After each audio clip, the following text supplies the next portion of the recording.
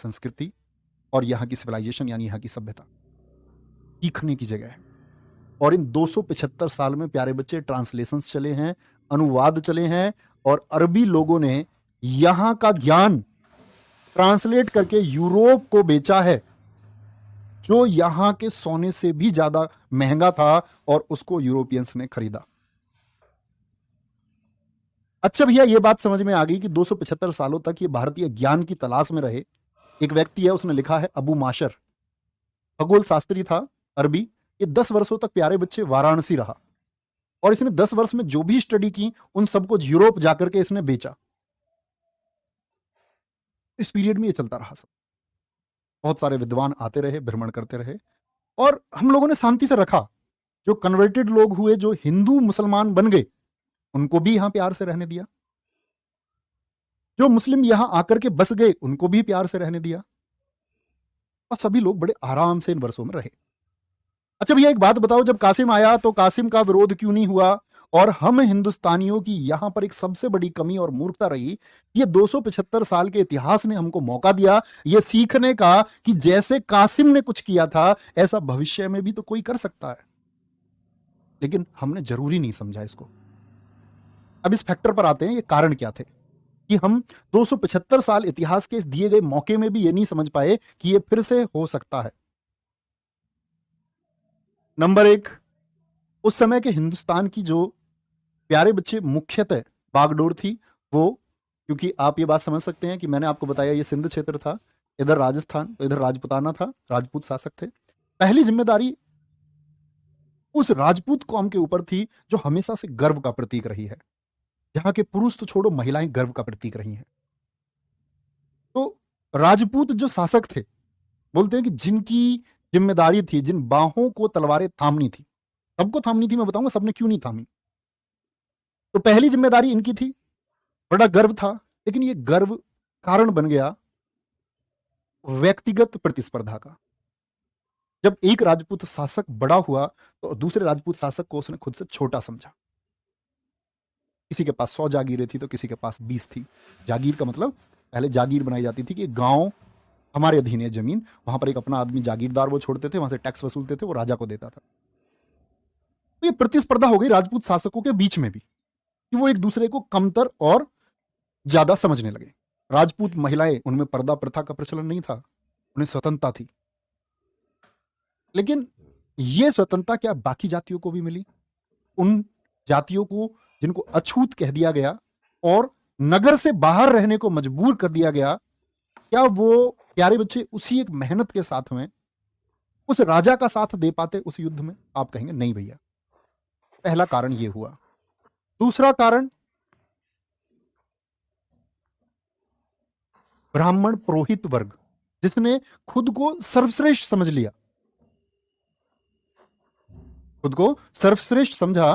पुरोहित वर्ग, पुरोहित सभी ब्राह्मण नहीं, उसमें से जो पुरोहित थे, जिनके पास अधिकार थे पूजा वाले, उन्होंने खुद को सर्वोच्च समझा, और एक खाई पैदा हुई। आप समझ रहे हैं डिफरेंस पैदा होना। तीसरा कारण मैं आपको बताता हूं प्यारे बच्चे। देखो, यहां फिर से ये बात मैं आपको रिवाइज कर देता हूं। जब ऋषि वशिष्ठ थे तो राजपूत जितना भी जन्म हुआ, ये 4 वंश जिनको हम बोलते हैं प्यारे बच्चे परमार वंश बोलते हैं, परमार, प्रतिहार, ठीक है, चालुक्य और चौहान। समझना आप मेरी बात को। तो ऋषि वशिष्ठ ने जब यज्ञ किया दुष्टों से मुक्ति पाने के लिए, क्योंकि बार बार वो ऋषि वशिष्ठ यज्ञ करते, ओम, वो आकर के यज्ञ में कोई पानी डाल के चला जाता, भाग जाता था एकदम से। उन्होंने बोला ये ऐसे नहीं मानेंगे।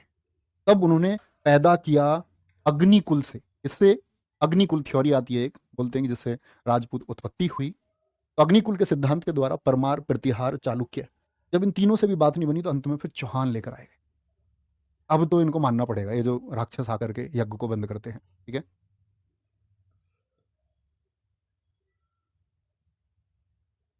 प्यारे बच्चे, आप लोगों की चैट लाइव व्यू 0 है, एप्लीकेशन में कोई इशू है शायद। मेरी आवाज तुम अपने फोन में चला के देखते रहना, आवाज होनी चाहिए, क्लास सही चल रही है, ठीक है। आपका कोई शब्द नहीं दिख पा रहा, उसके लिए रियली सॉरी। आज इतनी बात समझे। तो कहने का मतलब है, यहां पर हमने प्यारे बच्चे क्या किया, एक सामाजिक महाअपराध किया। सामाजिक महाअपराध से समझना तुम मेरे दोस्तों, मैं ये समझ सकता हूं आप पढ़ी लिखी कौम है, और इसको कहा है टॉयनबी ने। टॉयनबी एक लेखक हुए हैं, उसने कहा है कि भारतीय सामाजिक महाअपराध का शिकार थे। इन्होंने अपने आप को जातियों में बांट रखा था। इन्होंने अपने आप ही ये मिथ बना रखे थे कि हम ऊपर हैं, ये नीचे हैं, हम ऊपर हैं, ये नीचे। किसी को अछूत, किसी को छूत कह करके इन्होंने दूर कर रखा। आप समझें कि जो हम लोग संगठित नहीं है, जो हम लोग बिखरे हुए हैं जातियों में, इसका फायदा हमेशा से औरों ने लिया है और वो लेते रहेंगे। ये भारत को हमेशा से दोस्त कमजोर बनाता रहा है और बनाता रहेगा। यही वो कारण था। कहते ना कि जयपाल से युद्ध जीता, तो जयपाल कमजोर नहीं है, तुर्क मजबूत हैं। तुर्क मजबूत क्यों है? क्योंकि वो ये आइडेंटिफाई कर गए, वो ये जान गए कि इन भारतीयों के अंदर संगठन का अभाव है। एक पड़ोसी राजा दूसरे पड़ोसी राजा की मदद नहीं करे, क्योंकि वो मदद मांगता नहीं है, वो खुद को बलशाली समझता है। तो जयपाल बहुत मतलब ग्रेट रूलर था। जयपाल को आप कमजोर नहीं समझ सकते हैं। जयपाल खुद गया, जब उसने भापा ना कि ये सुबुक्तगीन आक्रमण करेगा, तो वो कराची से खुद कूच कर दिया सेना की तरफ। लेकिन ये भारत के दुर्भाग्य की बात थी कि बर्फीला तूफान आया और जयपाल को वहां संधि करनी पड़ी, अपमानजनक संधि। कुछ हाथी देने पड़ गए, लगभग 250 हाथी इन्होंने दिए। लेकिन वापस ही जैसे ये लगमन आई, लगमन एक जगह थी, वहां पर मुस्लिम आक्रमण बहुत होते थे, जैसे ही लगमन आई संधि इन्होंने तोड़ दी। फिर सुबुक्तगीन आया, तब सुबुक्तगीन सफल हुआ। बदला लेने के लिए सुबुक्तगीन आया, तो जयपाल ने फिर क्या किया था, अपने बेटे को यह साम्राज्य सौंप दिया, अपने लड़के को, आनंदपाल नाम था, और खुद आग के हवाले हो गए, खुद की जान दे दी। जयपाल ने क्या कर दिया, खुद की जान दे दी। तो इन 250 वर्षों में हम ये नहीं सीख पाए कि हमको संगठित रहना चाहिए, हमको बटे हुए नहीं रहना, हमको जातियों में नहीं बटना है, हमको राज्यों में नहीं बटना है। हमारी सिर्फ और सिर्फ एक पहचान होनी चाहिए, भारत माता के सपूत जो हम हैं। हर एक व्यक्ति, भारत के अंदर रहने वाला हर व्यक्ति, चाहे वो किसी भी धर्म का हो, किसी भी जाति का हो, उसको मर मिट जाना चाहिए इस एक नाम पे, भारत माता। ध्यान से देखना, महमूद गजनवी ये कौन है? बहुत छोटा सा 7 साल का कमांडर बना। इसके पिता का नाम है सुबुक्तगीन। अब समझना, 998 एडी में ये गद्दी पर बैठा। किसकी गद्दी पर बैठा? गजनी की गद्दी पर ये बैठा, ठीक है। सुल्तान और गाजी की उपाधि धारण करने वाला ये पहला शासक है। इसके अन्य नाम है यामीन उद्दौला, यामीन उल बिल्ला। यामीन उद्दौला का मतलब था इस्लामिक साहित्य में सबसे विश्वासी व्यक्ति। इस्लामिक जो खलीफा था उसने कहा कि इस इस्लाम में सबसे ज्यादा विश्वासी कोई व्यक्ति है तो वो गजनवी है। यामीन उल बिल्लाह, इसको बोला गया ये मुसलमानों का रक्षक है, मुसलमानों का रक्षक इसको कहा गया। ताजपोशी की गई इसकी। बुद्ध सिकन, मूर्तियों को तोड़ने वाला, मूर्ति भंजक इसको कहा गया। और इसने एक शपथ ली, इसने कि ये हर वर्ष भारत पर आक्रमण करेगा। आक्रमण का उद्देश्य क्या होगा? धन की लूट और इस्लाम का प्रचार। भारत पर आक्रमण हुआ 1000 एडी में। पहला आक्रमण, कोई नतीजा नहीं था उसका। बड़ा चालाक है गजनवी। देखो, भारत आता था सितंबर अक्टूबर। जब आप इसके लिए कभी इतिहास की स्टैंडर्ड बुक्स पढ़ेंगे तो इसका अभियान आपको कभी ऐसे नहीं मिलेगा 1000 में, ऐसा लिखा हुआ मिलेगा 1000, 1001, ऐसी बहुत सारी डेट मिलती है हमको, 1555, 56। ऐसा क्यों होता है? सितंबर अक्टूबर में ये भारत आता था और मतलब यहां युद्ध करते करते करते करते करते करते करते फिर क्या, फिर मार्च अप्रैल में वापस जाता था। मार्च अप्रैल में क्या जाता था ये वापस। बात को समझ रहे हैं?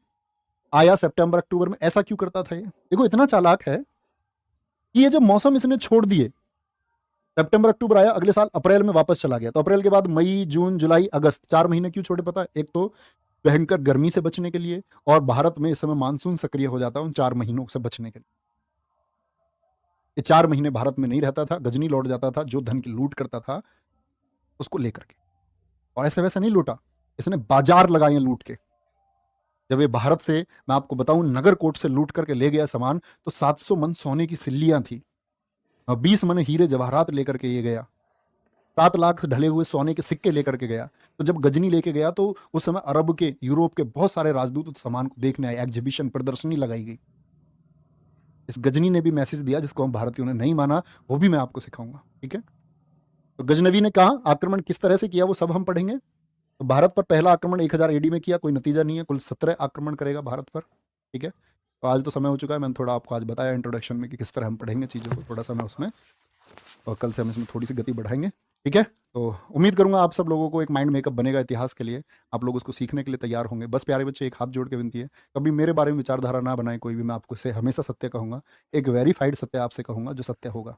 उसके लिए किसी एक सिंगल बच्चे इंडिविजुअल को भी गलत लगता है तो उसके लिए मैं पहले ही माफ़ी मांग लेता हूँ, मेरा किसी का दिल दुखाने का मतलब ऐसा कोई उद्देश्य नहीं है, लेकिन गुरु और शिष्य के बीच का जो रिश्ता है वो आप समझ पाएंगे। मैं आप लोगों को सत्य के लिए, मैं नहीं समझता कि आज मैं देखता हूँ बहुत सारे लोग इतिहास के अध्यापक सिर्फ इसलिए बात करते हैं कि कहीं कुछ बच्चों को बुरा लग जाए या किसी लोगों को खुश करने के लिए वो बातें कर रहे हैं। ऐसा नहीं करेंगे। ये एक सेंसिटिव सब्जेक्ट है जो आपको जीवन जीना सिखाएगा, और इसी इतिहास के दौरान मैं आपको जीवन की शिक्षाएं भी दूँ जो आपके लिए बहुत ज़रूरी होंगी। और यहीं से आपके अंदर एक मातृभूमि की सेवा का भाव भी पैदा होगा, यहीं से आप भारत को जान भी पाएंगे, यहीं से आप भारत की महान विभूतियों को भी जान पाएंगे। गर्व करना है अपने ऊपर, हिंदुस्तान में इस जन्म को लेने के ऊपर गर्व करना है, और गर्व करना है